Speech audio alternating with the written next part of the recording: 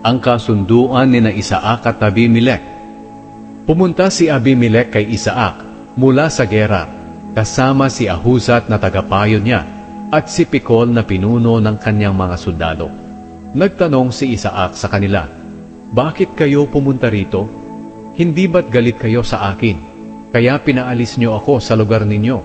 Sumagot sila, "Napatunayan namin na ang Panginoon ay kasama mo, kaya naisip namin na dapat tayong gumawa ng kasunduan na may panata.